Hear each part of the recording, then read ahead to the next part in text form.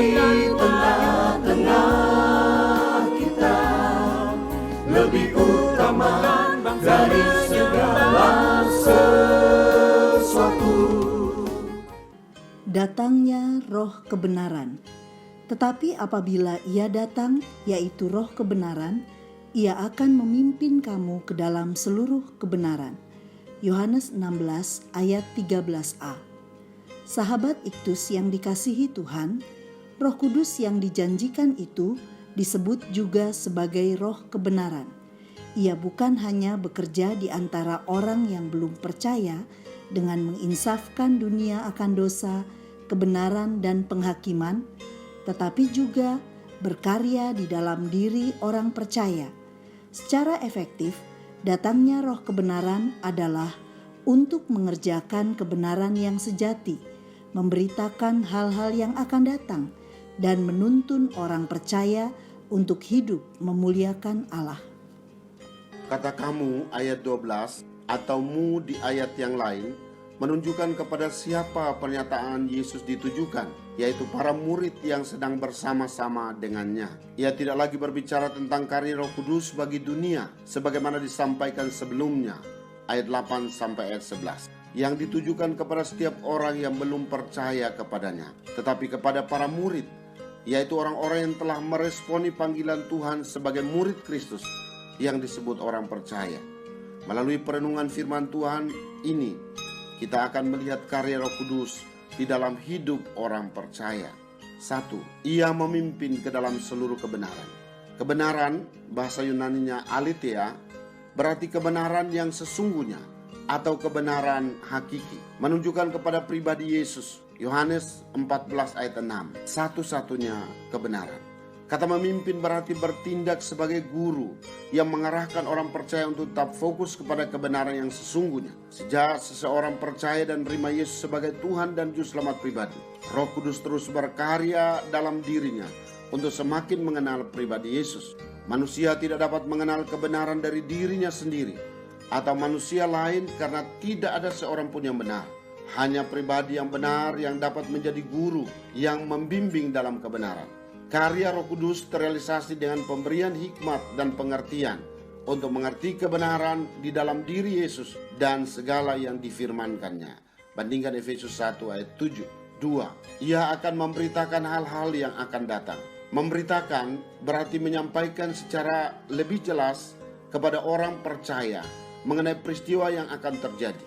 Ini bukanlah tentang sebuah ramalan hari depan, melainkan kepekaan terhadap pimpinan Tuhan. Istilah wahyu seringkali digunakan untuk menjelaskan bagaimana Tuhan menyingkapkan kehendaknya kepada manusia, supaya manusia mengerti dan menempatkan kehendak Tuhan pada posisi tertinggi dalam hidupnya. Sebagai contoh adalah peristiwa-peristiwa yang terjadi pada kisah para rasul. Roh Kudus memimpin Filipus, Ananias, Petrus, Barnabas dan Paulus dalam pelayanan mereka. Kitab Kisah Para Rasul dikenal sebagai kitab Kisah Roh Kudus karena di dalamnya Roh Kudus secara aktif menuntun orang percaya melakukan apa yang sesuai dengan rencana dan tujuan Tuhan. Roh Kudus adalah pribadi ketiga Allah Tritunggal yang menolong mengambil keputusan yang tepat dalam berbagai bidang kehidupan. Kepekaan rohani terhadap pimpinan Roh Kudus dapat terwujud melalui keintiman dengan Tuhan.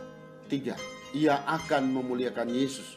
Hidup memuliakan Allah adalah tujuan tertinggi Allah bagi setiap orang yang diciptakannya.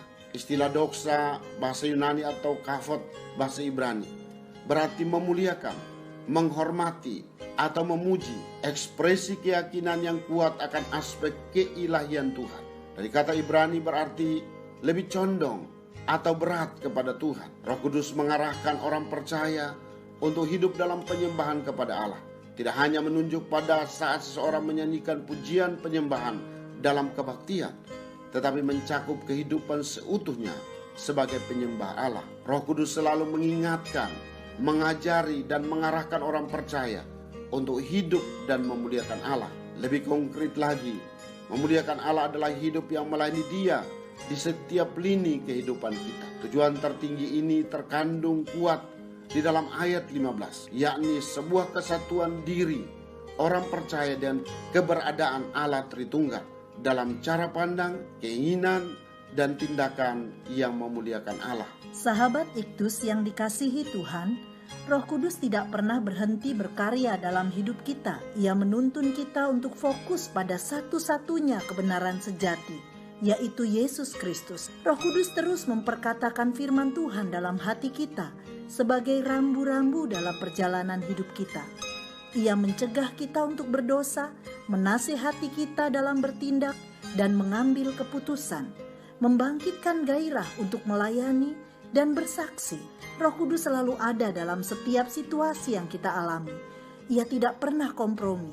Ia hanya mau agar hidup kita memuliakan Tuhan. Setelah saya percaya dan menerima Yesus dalam hati sebagai Tuhan dan Juru Selamat, saya tidak mempunyai alasan untuk takut karena saya memiliki Roh Kudus sebagai jaminan hidup saya. Hidup saya tidak lagi dipimpin oleh keinginan saya sendiri yang hanya membawa saya pada kesia-siaan. Hidup saya dalam pimpinan Roh Kudus yang telah menyatu dalam hati dan pikiran saya, sehingga hidup saya berguna bagi Tuhan dan sesama, sebagaimana dikehendaki oleh Tuhan. Sahabat Iktus yang dikasihi Tuhan, sudahkah saya tunduk pada pimpinan Roh Kudus yang menuntun saya pada kebenaran sejati? Sejauh mana saya peka terhadap tuntunan Roh Kudus dalam menjalani hari-hari hidup saya? Bagian mana dalam hidup saya yang belum saya serahkan sepenuhnya untuk dipakai oleh Roh Kudus bagi kemuliaan Tuhan? Ya Tuhan Yesus, mengenal-Mu lebih dalam adalah kerinduan saya setiap hari. Karena itu saya memberi tempat tertinggi pada Roh Kudus untuk memimpin hidup saya, sehingga saya fokus hanya melihat kepadamu, Sang kebenaran sejati. Saya merindukan kehidupan yang memuliakan Tuhan.